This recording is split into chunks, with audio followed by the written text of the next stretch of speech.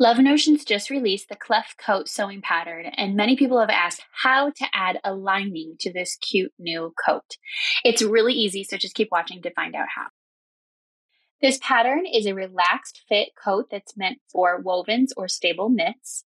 And here is a preview of what my finished make looks like when it is using the zipper version as well as the hood being fully lined.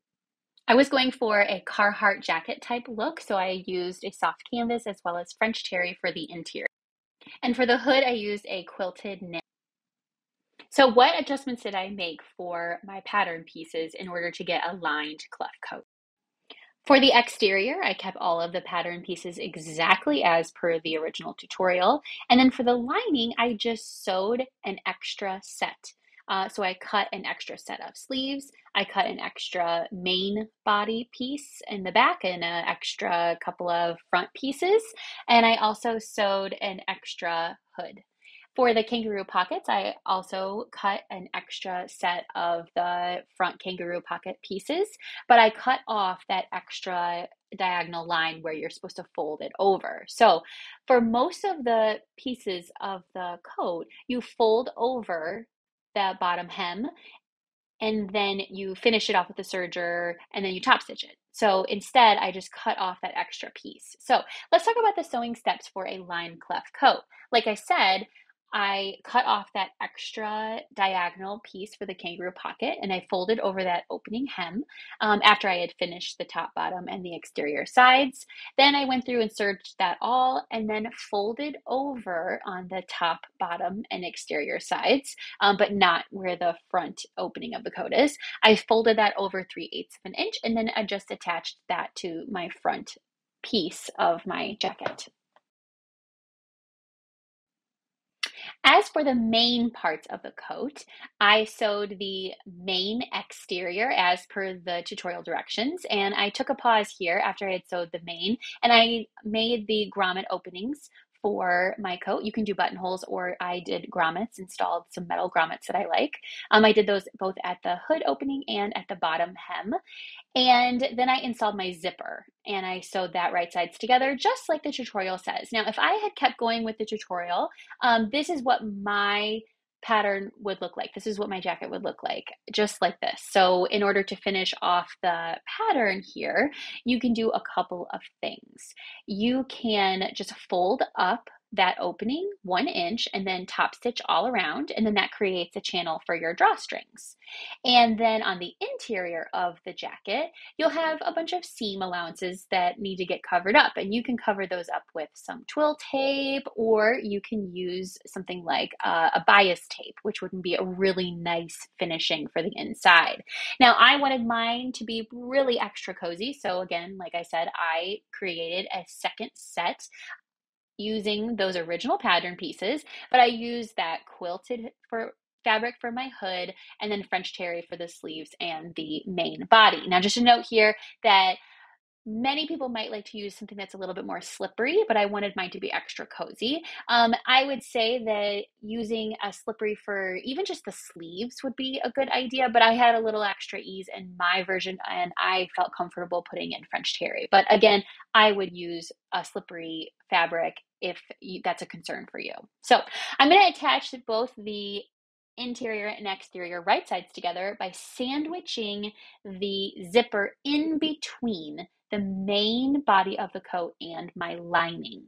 Now, I'm going to make sure that as I'm attaching these, just at that opening from where the zipper is all the way through the hood and then over to the other part of the center front where the zipper is, I'm going to be making sure that as I attach this, that I am not stretching my interior knit fabric lining in any way because I'm attaching it to a woven. It could be pretty easy for this to get a little bit out of sync with each other. You know, you can really stretch that knit and then it becomes kind of unwieldy to work with.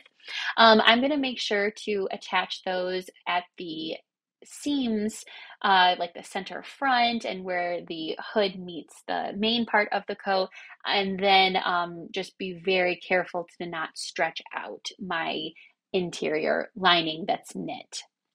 Now you'll notice that as you're attaching your lining to your mane, that there is an overhang. If you're using the hood version, there is an overhang where the hood attaches to that main part of the jacket. And now that is going to become the channel where the drawstring will go through after we've top stitched. So it's important that we don't trim that off. So this is what it looks like in a still.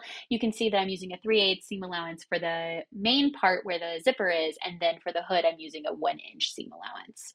So now let's take a look at the bottom hem. We're gonna sew the bottom hem lining and exterior together, right sides together. And we're also going to be using a 1-inch seam allowance in order to create the channel for the drawstring. I already installed the grommets for that drawstring, and now we're going to make sure that we have a nice big opening for them. So when I sewed that 1-inch seam allowance, I left an opening there so that I could turn my coat right side out. So I'm going to grab it at this corner, but you'll see this corner has a lot of extra bulk with it. So we're going to need to do something to make it so that that corner can be nice and crisp, because if we leave it alone like this, it's going to be a little curved and kind of weird looking. So what we're going to do instead is clip that corner, and then we're not really going to want to trim that seam allowance. So here it is with a clipped corner. And then I'll go over to my opening that I've left on the bottom, and I'm going to turn that, and you'll see a nice crisp corner because I've clipped it.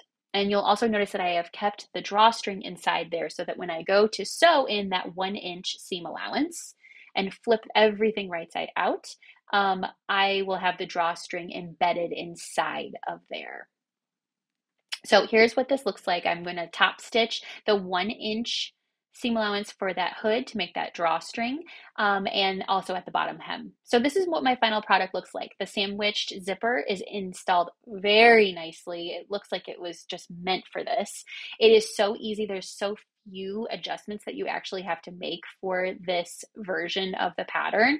But again, if you prefer not to do a lining, there are instructions inside of the pattern for how to finish it with bias tape and for how to finish the interior seams with like serging or twill tape. So there's lots of ways to make it look professional on the inside, and a lot of that does have to do with your fabric. Now, when it comes to the sleeves, I'm going to finish those per the tutorial, but I did cut off 1 extra inch of that bottom just to make sure that the bulk wasn't taking up so much space there on the sleeve. And then I installed the elastic per the instructions as well. So I'm so happy with my final version.